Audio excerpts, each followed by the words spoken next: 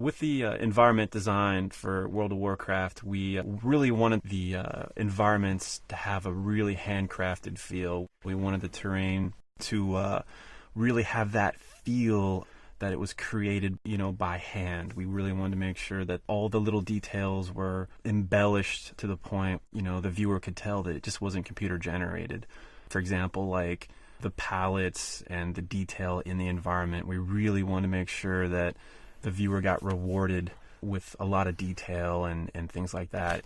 So we treated them just as key as the characters, as the monsters, and everything else. Absolutely. There's not any one element of our game that stands out too far above the rest. Is that we treated the environments, the tile sets, everything just as important as a character, as a weapon. Everything received that equal amount of just real handcrafted treatment. A lot of the artists, too, actually were hiking fanatics, and we have some people that are really outdoors type artists, and they really bring that to the table. They they talk about like North Carolina or Pennsylvania, and we spent a lot of time trying to figure out just visually what's the most interesting angles to approach things.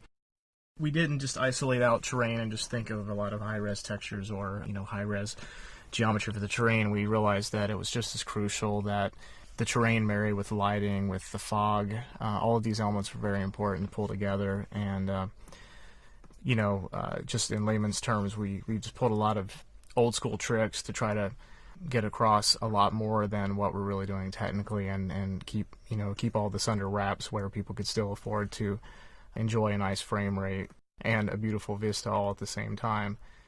We had a lot of beautiful color studies, which you'll see as we're talking about this. The game is about a game of trees. You have to have good trees in these kind of games.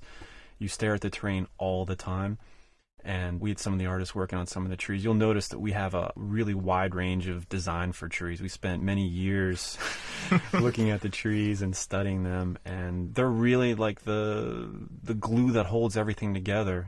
We were working on one of our earlier zones, and we concepted tree after tree after tree and built tree after tree after tree. And I remember laughing when I realized that we probably had about 50 iterations of this one tree that we just kept refining and trying to get it, as reasonable as possible as far as, poly counts and texture counts. And we went probably through weeks of collective testing on some of those trees over and over again. And then once we had those, it was sort of a framework for the ones to follow. I was just going to say that, when we got the color studies going, I felt like that was a really key point in development for the environments.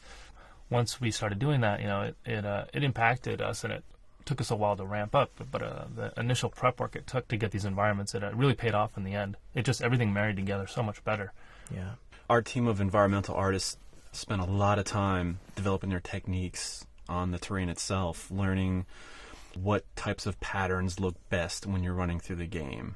We were really particular about hills and rises and visibility. Initially, we made almost too many hills where, for gameplay reasons, it was harder to see the spawns and things like that. So in addition to just making a beautiful looking scene, we had to work closely with game design. We a lot of times had to compromise on a lot of things to make sure that gameplay was still there.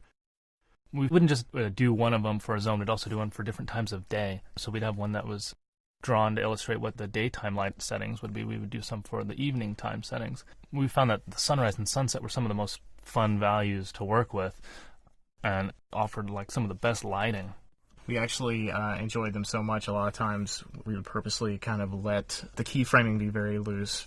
Mornings and evenings actually bleed in very heavily to noon and to midnight, so that you got to enjoy some of that dusty sort of feel a lot more of the day, because it was just more dramatic and just pretty. Basically, really the sunset lasts for like 8 hours in our game, or something like that. Just because it looks so cool.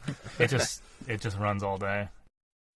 We wanted to make sure the palettes of the zone reflected somewhat in the race, very subtly. For example, the undead area of Tirisfal Glades, we wanted to kind of keep it cool colors, muted. Yeah.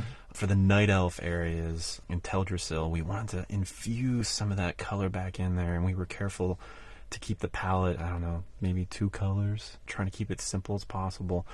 If you run around like sort of in the undead starting area, you can kind of check out the little vegetation growing on the ground, and even those themes of the undead are there just in the vegetation, just for fun little flavor. Vines crawling up and choking out these purple flowers and things. So even down to that degree the art team kind of paid attention to the details. They definitely took advantage of every little area. I think some of the grasses have cobwebs, infused in a little bit, and hopefully like a crate or a barrel in the undead starting area, it's going to look and have its own look and feel compared to a crate or a barrel in the human starting area, and everything from the pallets to the wood having more cracks and broken nails and knife scratches in it or whatever. They definitely took it. All the artists definitely took advantage.